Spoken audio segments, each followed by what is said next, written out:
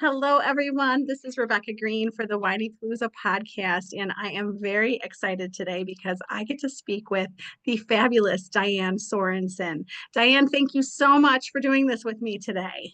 Oh, thank you, Rebecca, for having me. I'm so excited to be here.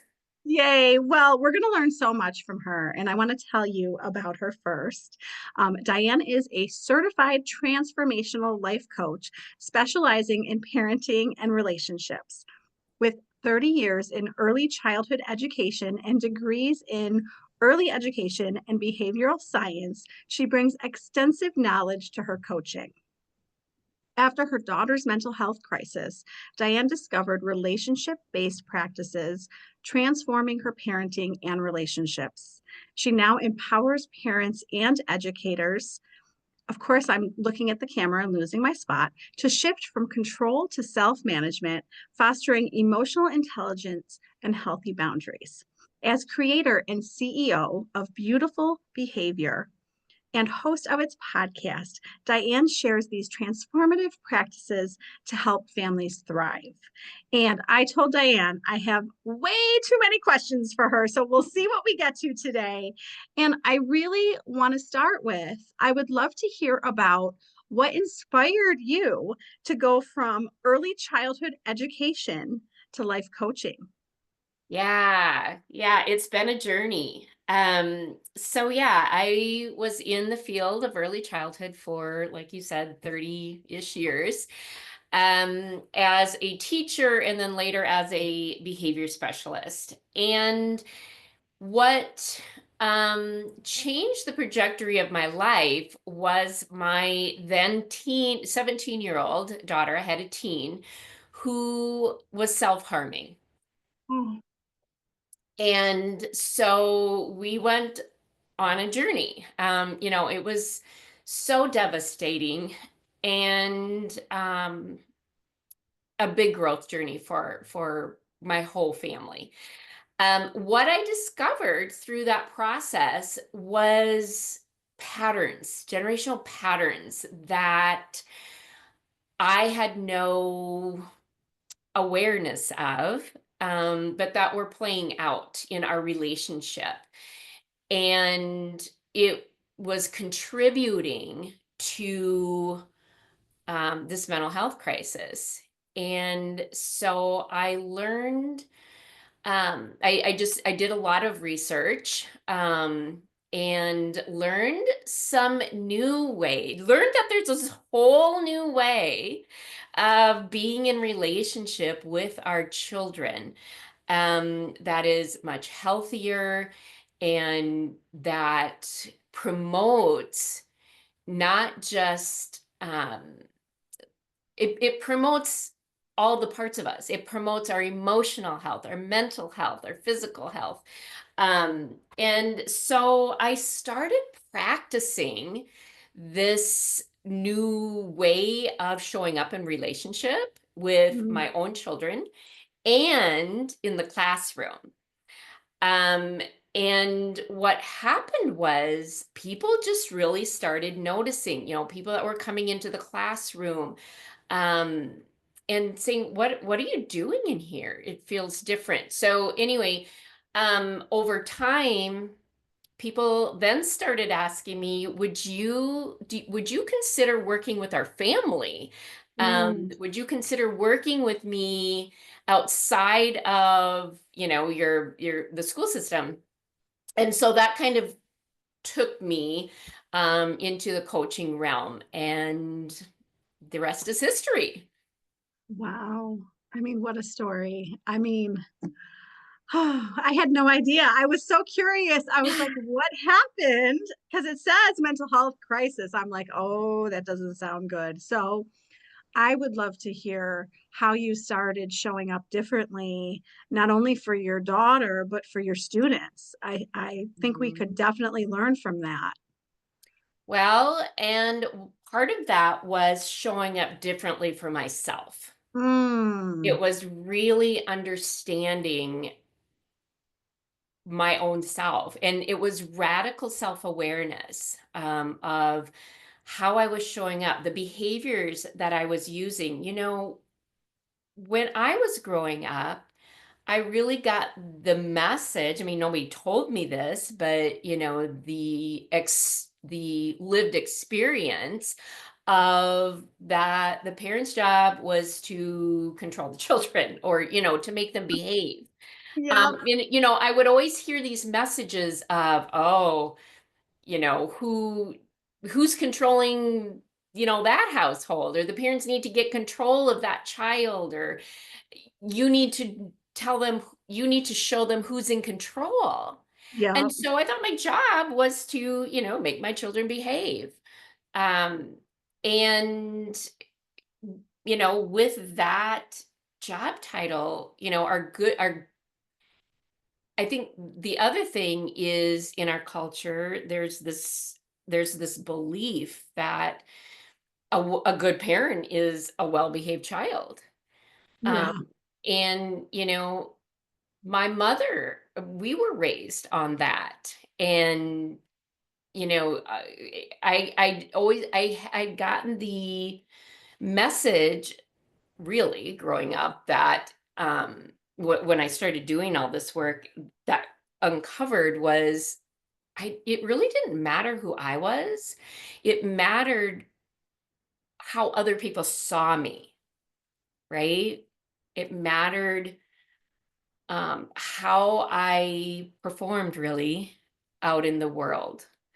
Um, and so some of those patterns just repeated themselves. So I had a very specific lens that I allowed people to see me through, right? Sure. Yeah. The good enough lens. Yes. And Yes. what happened unconsciously was that my children then needed to fit into that lens, just as I had to fit into that lens for my. Sounds familiar. Yeah, Yeah. yeah. So, really what was missing was the emotional support skills. And even as an educator, this wasn't taught to me. And so that is what I started to unfold and started to build, is that the focus was not on the behavior. The focus was to understand the behavior, but the focus was on how we were relating to each other, Mm. right? Because when the when we focus on behavior and we have this sense that my being a good parent is tied to my child's behavior, we really become victim to our children. And they become victims, then also we create victimhood. And what Yeah. happens is, unbeknownst to us, we become a threat to our children, and they become a threat to us. Their behavior is threatening to our ability to be a good parent, right? Yeah. I mean, I think that is all so true. And I think we don't necessarily understand this. Yeah, Yeah. Yeah. yeah. So I you mean, we just, moved, yeah. go So we ahead. just we just go through life reacting to things, right? Like I was a yeller. My mother was a yeller as well. We when things weren't going the way I thought they should, or when I perceived my children as not listening, then I was yelling to gain, I guess, compliance, to be heard, really.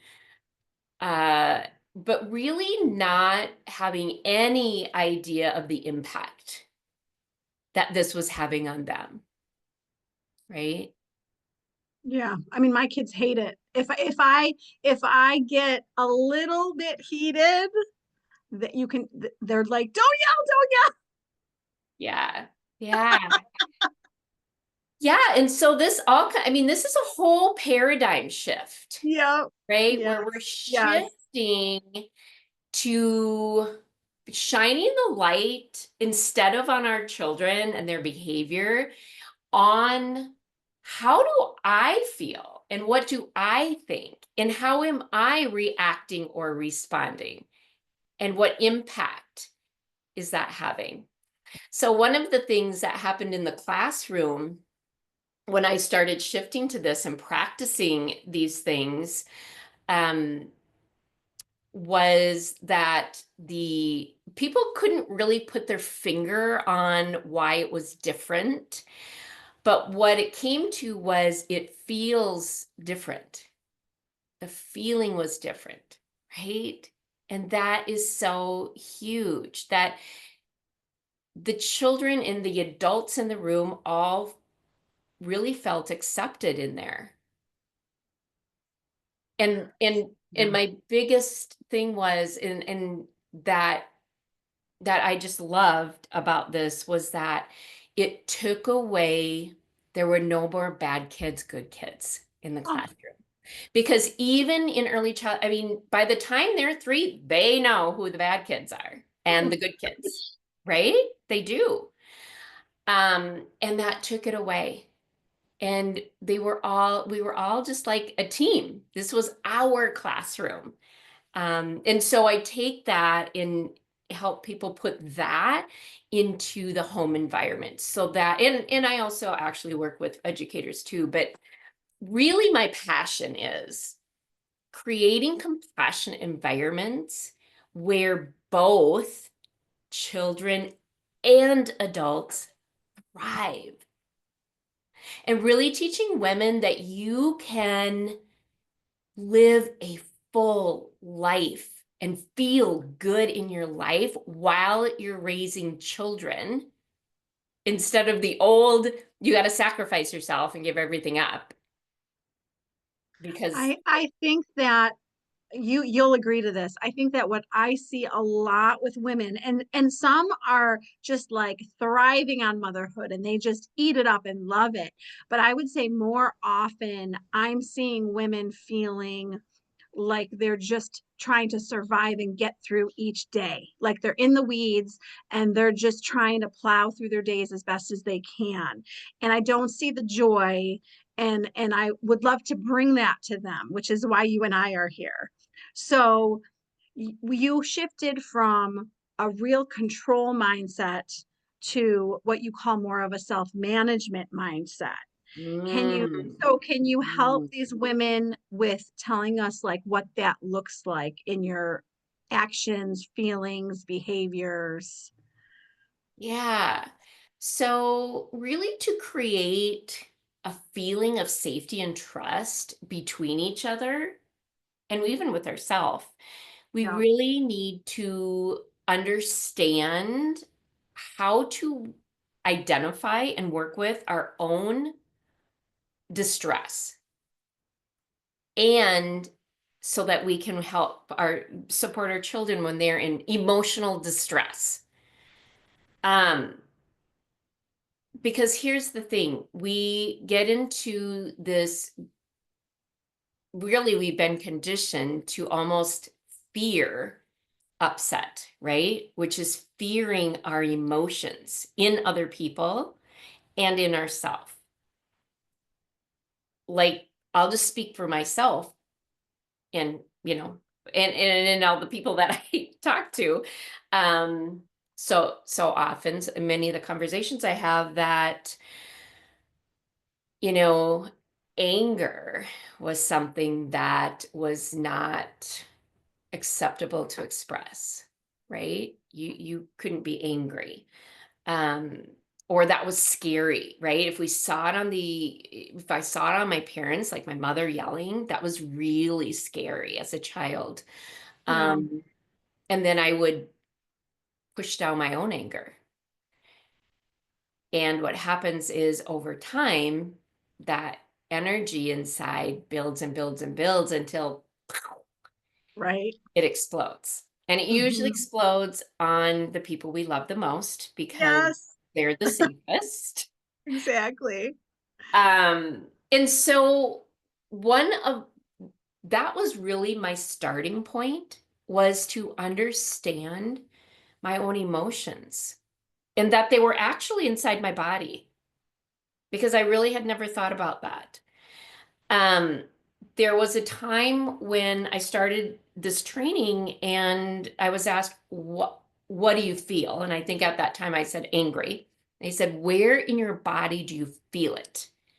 And I was like, what does that mean?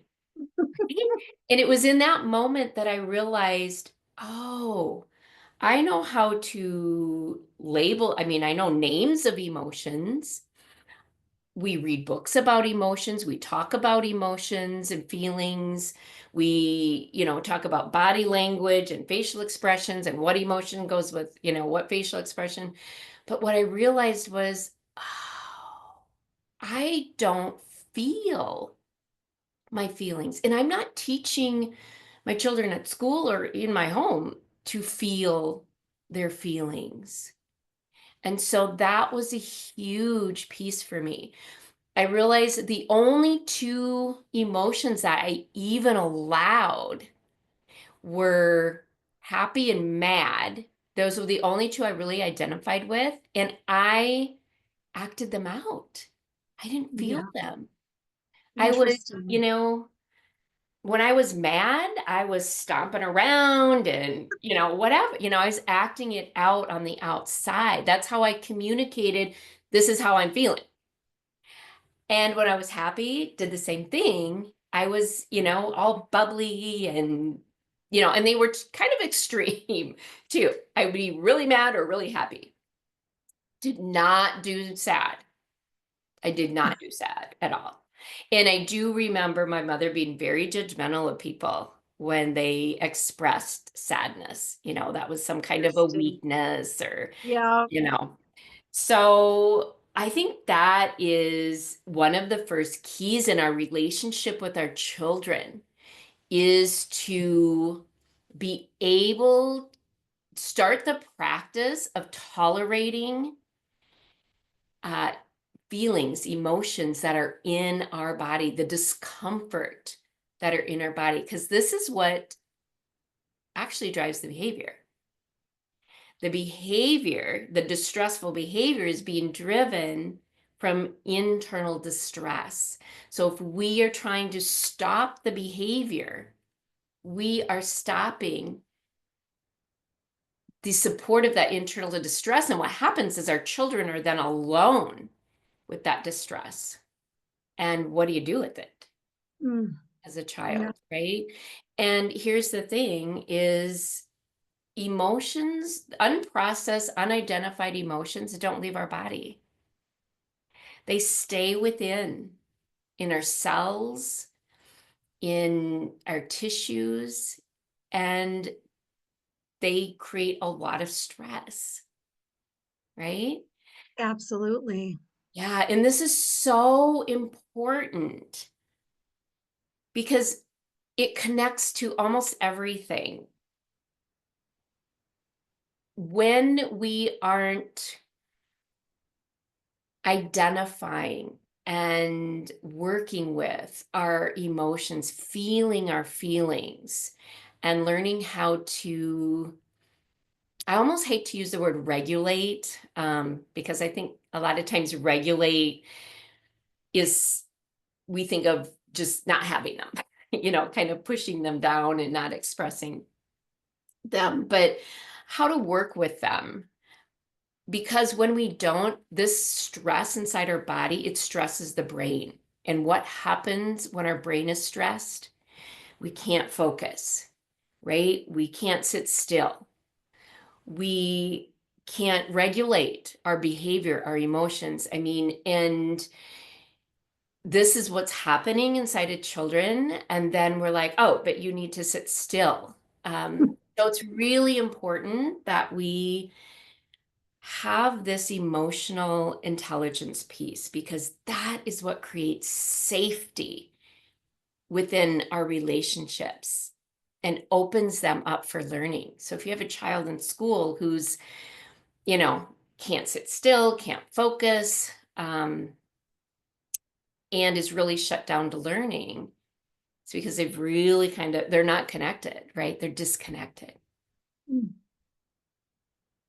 So you've described emotional intelligence. Do you mind defining it for people? Because I don't think people know what emotional intelligence actually is. Yeah, the way I talk about emotional intelligence is the awareness and the connection to what is happening internally in our internal world. When we get triggered, let's take that for instance, triggers. We Mm, think triggers are something coming from the thing in front of us, right? yeah. Yes. Where the thing in front of us is actually just this, our what is enlivening the trigger is the thing in front of us is triggering a thought, right? A perception.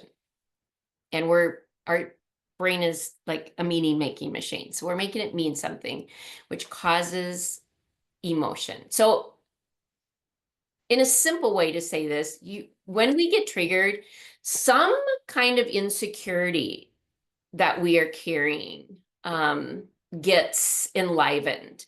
It's trying to get our attention so that we can heal that piece. It's not something that somebody else needs to change. They're actually giving us a gift. Sometimes that's a little bit of a stretch to think of it that way. Um, but I always say triggers are showing up for us, not something that is being done to us. That's such a good way to look at it. I'm just thinking about myself because my husband actually notices this is that I will get triggered when I don't feel like my kids are appreciating me. So it's like, I just did blah, blah, blah. And this is how you act. So we had a good conversation about that. I mean, that is a common mom trigger. Like, you need to Not appreciate me. for sure, not feeling appreciated. And why is that that we don't feel appreciated? Well, I certainly feel appreciated, but in the moment, when let a perfect example, and I think everyone will relate to this, is if I have done a ton of stuff for my children that day, then I think I deserve them to act a certain way to feel appreciated, right? Which Mm. is totally setting myself up for failure. Right, right. And that's what we do. So Yeah. often we are doing Yes, for others yes. because we've learned that that gets us gold stars, right? That Mm. is what we were taught we're supposed to do. We're supposed to be giving and, doing for everybody. That, makes us feel important. But then what happens is we end up being resentful because now we're taking care of everybody else. And who's taking care of me? It is Sounds like not partner our love. children's job No, to take care of us. It is no. not. And so when we don't feel appreciated or so and so's not appreciating me, I always invite people to turn that back to I. I'm not appreciating me. Mm. Is there any truth in that? Can you find any truth in that? And then what can I do to appreciate me? It always comes back to ourselves, doesn't it? It always comes back to ourselves. It does. And it's so funny because then what comes up is, oh, then they get left off the hook. They just get off the hook for everything, right? And here's what I like to say about that is it's not about letting them off the hook. It's about creating more freedom for ourselves. I like that. I like that. Yeah. I think that is taking back where what I love that you're explaining so well is that we're giving them too much power with the way that we're thinking. Totally. We're giving Yeah. our power to them. And what Yes. a heavy weight Yes. for children to carry. to Yeah. carry our power. They don't want our power. No. And then there's other instances where we want to take their power, Yeah. right? Yes. They So just true. want their power. They need to be able to have some say, in their life. They don't have a lot of control over things. So when we can allow them to make some choices and um, to have some of their own power. And sometimes we're really afraid of that because then we're like, oh, but they'll fail or they'll, whatever. We can't let them, fall down. And what if they don't get back up? I Um, know. Yeah. yeah. And that again comes back to self-trust, trusting I ourselves. like that. Uh, Always comes back to us. We all need to remember that. Whatever we're feeling, it comes back to how we're feeling about ourselves. That's really good advice. Really good advice. I think that what I've learned is my kids would rather me not do a thing as long as they get a content, calm mother, right? If I'm a calm, sweet mom, they don't care about all the stuff that I'm doing. right. Yeah. And so for me, part of my story is, I always had this sense of needing to perform for everybody, right? This need to Yes. prove myself.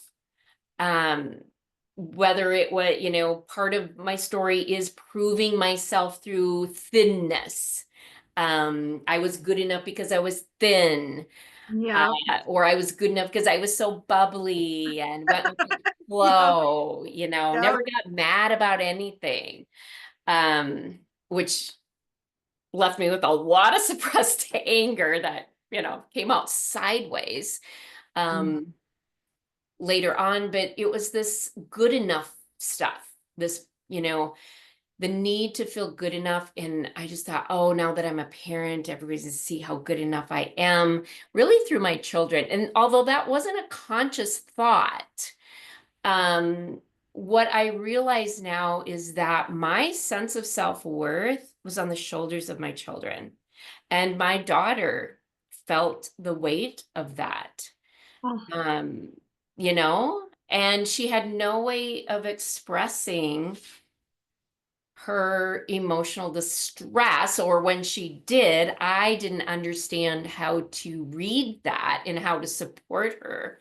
And I wasn't listening to all the little red flags.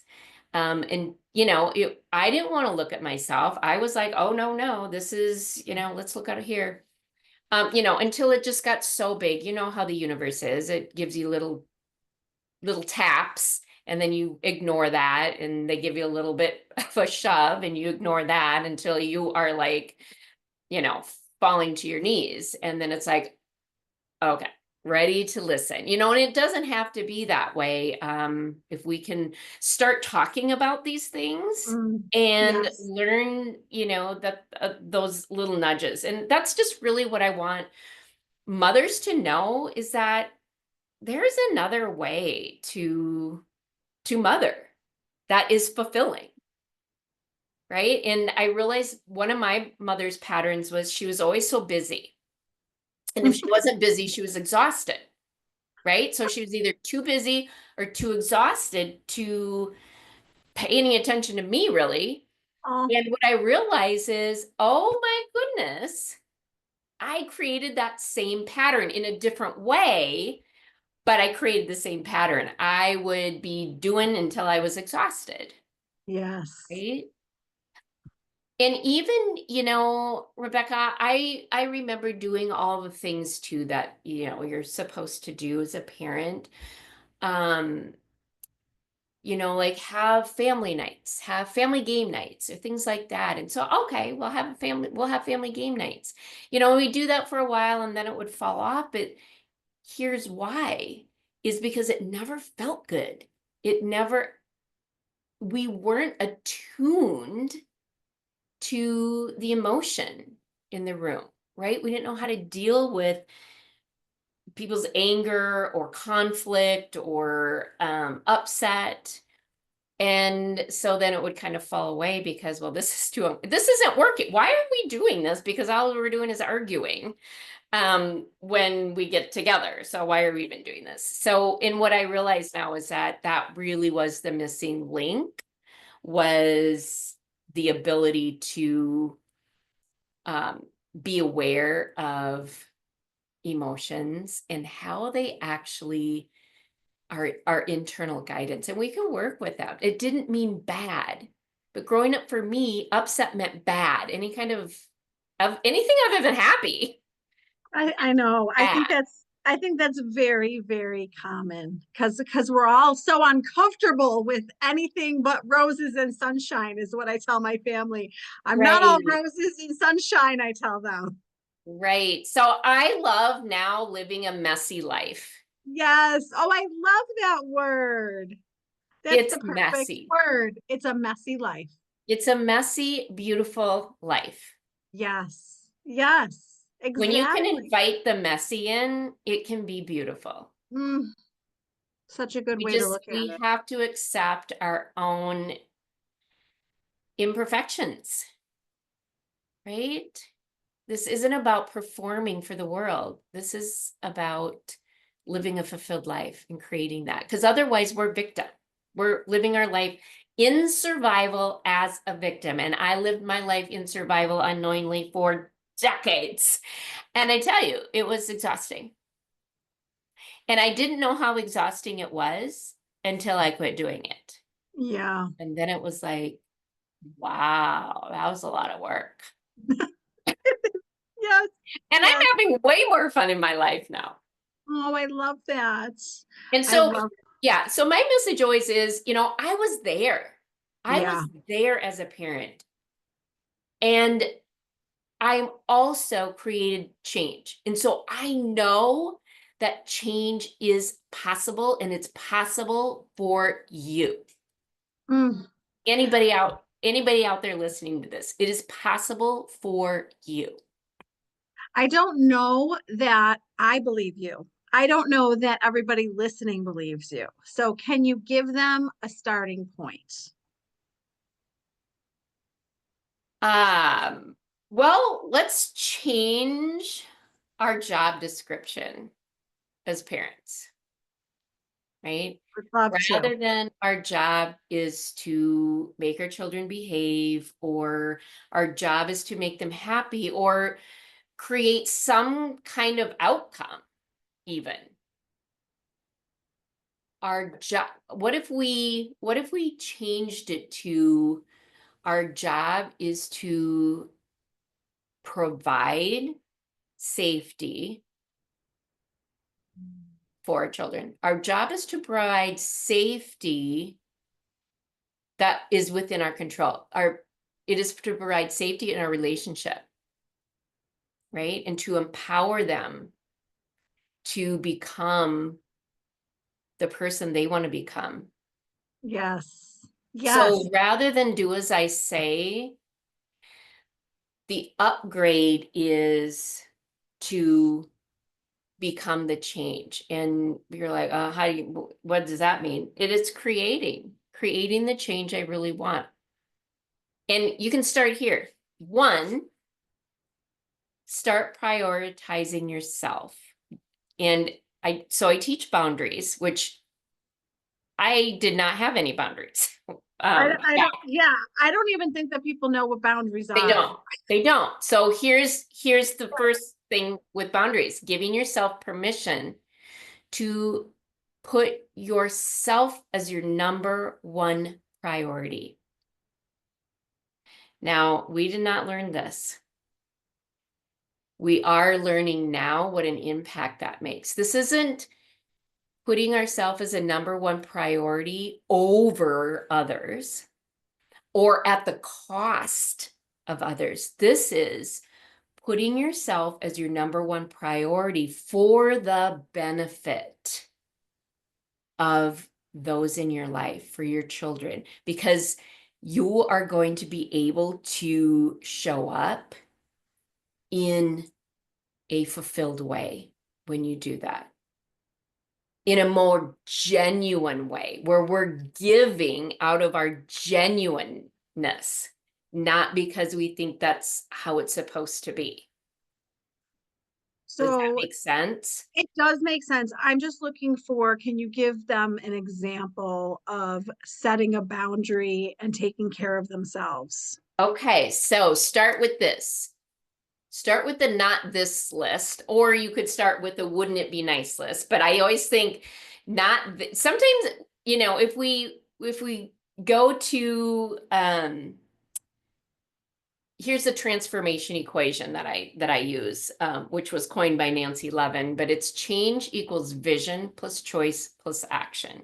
So vision is just what you want, what comes from your soul, and if it's in you, it's for you. So sometimes when we say, well, I mean, vision can be a really overwhelming word, or even saying, what do you want? It can be really overwhelming. So start with not this, not this. What do I not want? I think sometimes it's easier to start with that. What do I not want? And then what is the opposite of that? So maybe what I don't want is, I don't want to keep yelling at the Right, kids. right. Okay, and then what's the opposite of that? I want to show up as a calm mom for my kids. Calm mom. Okay. So write this list out, not this. What's the opposite? Those are the things you're really craving. And Mm. then putting those on your calendar, your to-do list. You go on your to-do list first. How can you start to create more calm? Mm. I Right? love that. This is really Love taking that. ownership. Yeah, taking ownership of ourselves. What is one choice and one action you can take? It's not this whole big thing like, oh, how am I going to do that? One small step that will move the needle in that direction. And then here's the other thing. So create steps that will move you towards more calm. And as you're doing that, watch to see what gets in the way. That's really good. What gets in the way? Yeah. Because a lot of times, here's what we want to say: our children get in the way, Well, yeah, but we can't control that, right? right. Here, the I think culturally we have come to believe, well, we were talking about, I thought my job as a parent was to make my children behave. Well, guess what? We That's not even possible. Even if I mean, we might believe it's possible, but that doesn't mean it's true. Because one human does not control another human. What happens is we coerce, we manipulate, we control. And that is what is the breakdown of the trust and the safety in the relationship. So it's really not about changing somebody else. And sometimes that can be a hard place to get. But what gets in the way oftentimes is our own thoughts and our own feelings. 100%. And so what I teach women to do is to not become victim to their own thoughts and feelings. They are not the driver of them, right? Oh, I mean, we that's are the very, driver of them. Our thoughts and yeah. our feelings are not the driver of us. And that's the pattern we accidentally get into. Yeah, I mean, I hope that everyone is feeling how I'm feeling because I feel a sense of power and control over myself instead of worrying about what everybody else is doing. It's so liberating. I mean, being in both on both sides, it is so liberating. Really. Well, I feel terrible for why this whole thing started, but look at how I mean, this is amazing how far you have come from what you described from the beginning. So Yeah. that's amazing. Yeah. It is possible. Yeah. Yeah. And I'm sure you've given everybody hope and inspiration and tips. And you know that I could ask you 50 more questions, but I will not. Yeah. And I just want to say too that it doesn't matter what your background is, your education background, your socioeconomic background, we all struggle with this. And it's so possible to live in more freedom. And that's what I really want people to know. Well, and I was flipping through and listening to your podcast where people can go for more help. So Yeah. Yes. can you tell everyone where they can find you, your podcast, all the things? Because I'm sure that we all want more. Yes. So my podcast is Beautiful Behavior. So I would love to have you come join us over there where we talk about relationships, parenting, and creating connection. I think we're all so longing for connection. Mm. And I will tell you that there came a point where I was like, oh, I don't even think I know what connection is because, I didn't have that in my life. So we talk all about all those things. Um, yeah. So go over to Beautiful Behavior. You can find all my links and things there too.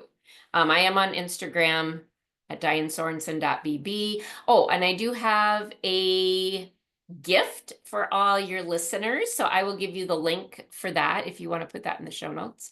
Of Um, course. but yeah, if you head on over to Beautiful Behavior, you will see in the show notes all my other links too. Okay. And as far as life coaching, Yes. do you do that all over? Is this a local This thing is you do? this is online. Yep. I do go out and do some when I uh, work with educators. I do some local things, but otherwise, my coaching with mothers is online. I have two different programs: Empowered Living and Connected Parenting. So you can check those out on the website. Um, yeah, I'm gonna be having a group program launching in March.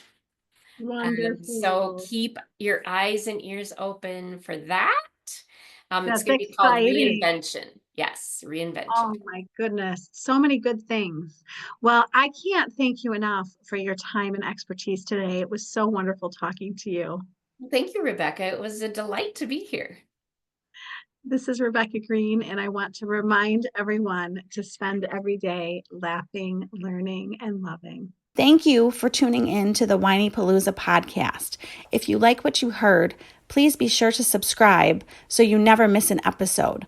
While you are there, leave a review. I love to hear your feedback. Thank you so much for listening. Until next time. This show has been produced by Market Domination, LLC. To discover how you can have your own show completely done for you and turn it into a real published book and become the authority in your marketplace, go to www.marketdominationllc.com/podcast offer. 49 faces looked to him in triumph. Over the last 12 months, they had each taken turns and promoted his business for a week at a time, driving over $987,342 in revenue. What if you had a network of 50 centers of influence who promoted your business every week for a year? Grab your copy of the #1 Amazon best-selling book, The Ultimate Guide to Growing Your Business with a Podcast, at 33% off the Amazon price by going to ultimatepodcastbook.com. Again, that website for 33% off the Amazon price is ultimatepodcastbook.com.